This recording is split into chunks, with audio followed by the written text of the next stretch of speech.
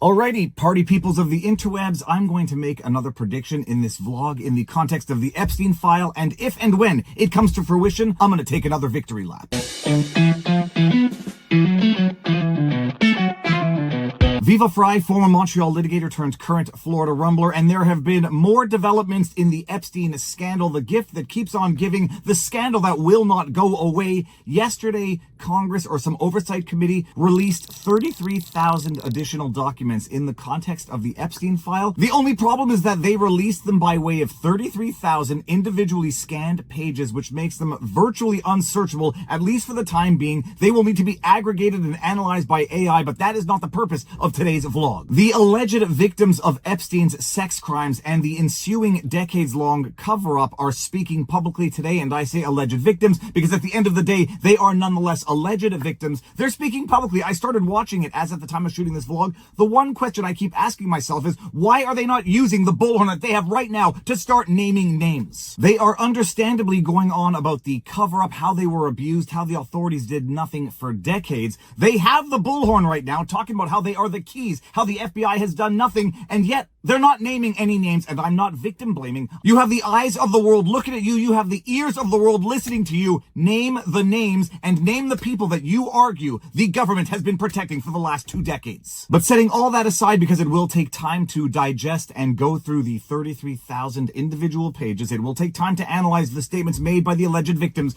Today, I'm talking about an article in Fox News because it seems they are sort of turning on Pam Bondi, arguably turning on Pam Bondi. Maybe I'm seeing things that aren't there, and I argue, I posit, I predict that they are getting ready to actually turn the political tides on Pam Bondi and create something of a public sentiment to support her being ousted from the Trump administration, something I think should have been done months ago. From an article in Fox News earlier today, missing minute in Jeffrey Epstein jail security video revealed in document dump. House committee releases video filling contested 1-minute gap from night of financier's 2019 death. By Alexandra Koch, September 2nd, 2025. A newly released congressional video fills a 1-minute gap in earlier surveillance from notorious financier Jeffrey Epstein's jail unit on the night of his 2019 suicide. 2 key clips, part of the nearly 34,000 file drop by House Oversight Committee Tuesday night, revealed the highly contested minute missing from surveillance footage filmed outside Epstein's cell block in the Metropolitan Correctional Center. The disputed minute lasted from 11:58:59 seconds on August 9, 2019 to midnight on August 10, 2019. Now, why is this one missing minute of critical importance? Well, some argue that there's actually more than 1 minute missing, but set that aside. There is at least 1 minute missing from the surveillance footage that the DOJ released that was expected to quell all of the conspiracy theories that Jeffrey Epstein totally killed himself.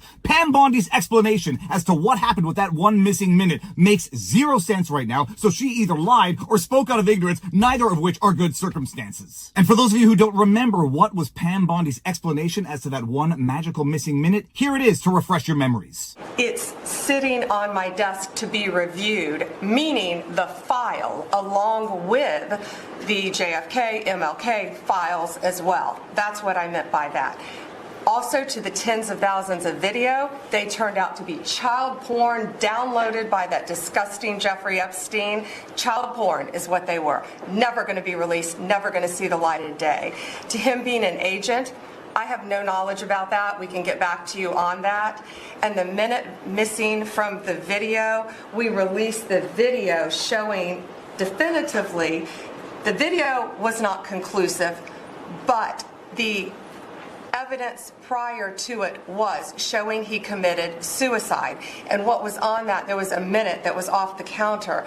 And what we learned from Bureau of Prisons was every night, they redo that video. It's old, from like 1999. So every night the video is reset, and every night should have the same minute missing. So we're looking for that video to release that as well, showing that a minute is missing every night. And that's it on Epstein.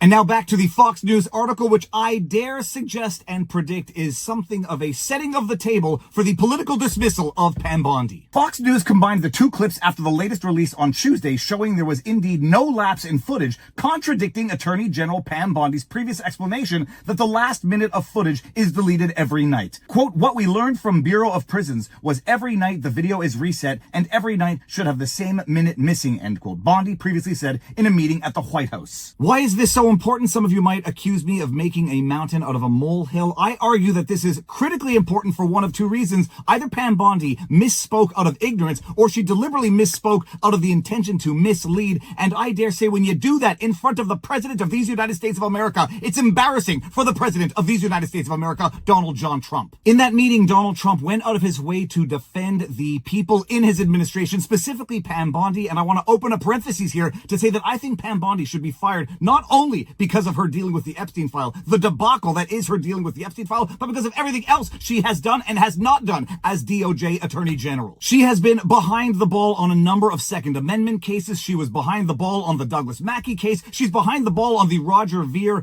Bitcoin Jesus persecution in California. She has been behind the ball on a number of key cases. Following through on Biden administration policies in the Trump administration, she should have been fired for that. Now she's blown this entire Epstein debacle so far out of the water, humiliated influencers and the alternative media. She should be gone last month. And now that it looks like Fox News is setting the table, I dare say internally the memo might have gotten out, and I'm predicting that Pam Bondi is not long for the Trump administration anymore. And the importance of that missing minute, at first I was unenthused and didn't think much of the missing minute and thought it was making a mountain out of a molehill. It just happened to be that Pam Bondi is either not knowing what's going on or she's knowing what's going on and deliberately misleading people. But then I noticed a character appear in that missing minute, and I went back and revisited some articles from a few years ago, and like Kierkegaard said, life can only be understood backwards, but it must be lived forwards. From CBC News World, Jeffrey Epstein prison guards admit to falsifying records, make deal to avoid jail time. Tova Noel, Michael Thomas accused of browsing internet during financier's suicide. From the Associated Press, posted May 21, 2021. And what does that article say under the photo of Epstein? Epstein's death was a major embarrassment for the Federal Bureau of Prisons and highlighted major security and staffing issues within the agency. During one 2-hour period, both appeared to have been asleep, according to the indictment filed against them. And at the time, I remember thinking this is laughably stupid. They think we're idiots to ask us to believe a series of comical errors. The guards were sleeping, they didn't do the required checks, the surveillance cameras weren't working, or they deleted the evidence, and yet somehow, years later, we are now told, oh, we found some video evidence that confirms he totally killed himself, except it doesn't actually capture the view of his prison cell. I'm pleased to announce that we have successfully recovered the so-called missing minute from the surveillance footage of Jeffrey Epstein's prison cell on the evening that he died. Let's pull that up. As you can clearly see, no one enters his jail cell. As far as the mysterious orange shape that appears here, it's a little orange kitty. The kitty never enters the jail cell. It just stands on its hind legs and does a little dance. You're a good kitty. Who's a good kitty? You're a good kitty. Therefore, we can finally put this conspiracy to bed. It doesn't actually capture the view of his prison cell, and oh yeah, there's a minute missing, but don't worry, that minute is missing every night because it sort of deletes a minute, except no, it didn't delete the minute. There was a minute there, and who do you see in that minute? I dare say it might look like that prison guard, Michael Thomas. Viva Fry at the Viva Fry, who is this prison guard in the newly discovered missing minute from the Epstein prison surveillance video? Is it Michael Thomas, one of the 2 prison guards who was indicted over their negligent surveillance of Epstein? If so, it doesn't look like Michael was sleeping as the indictment stated. And here we have Viva Fry's golf voice as he narrates what we see in this video that Fox News has put together.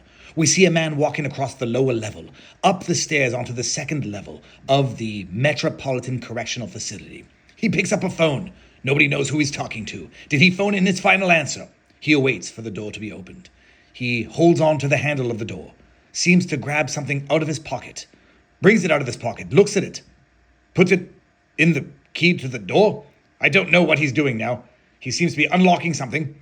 He's going to reach up and continue holding the handle. He finally unlatches the door, brings it open. We wonder what is behind this closet. Is it a linen closet? Who knows? There's an old commercial from the 80s from the Church of Latter-day Saints about not lying, and it had a catchy jingle. When you tell one lie, it leads to another. When you tell 2 lies, to cover for the other. Then you tell 3 lies. Oh, brother. There's also another expression, what a tangled web we weave when at first we seek to deceive. It seems that the more answers that come out to answer questions that we had previously, the more questions we have arising out of these. What were the prison guards doing? Were they in fact sleeping? Who was that prison prison guard that now appears in the magical missing minute, and what is going to happen to Pam Bondi, because I dare say when Fox News starts turning on you, that is an indication that internally the memo has gotten out. You got to get rid of Pam Bondi. Now you've got co-deputy director Andrew Bailey, who was not brought on to be co-deputy director, and I suspect someone's bumping up, someone's bumping out, and we're going to get more answers if we keep pushing for answers in the Epstein file. If you're still watching this and you haven't hit the subscribe button, I don't know what I've got to do to get you to do it. Like, share, subscribe, drop a comment in the comment section below.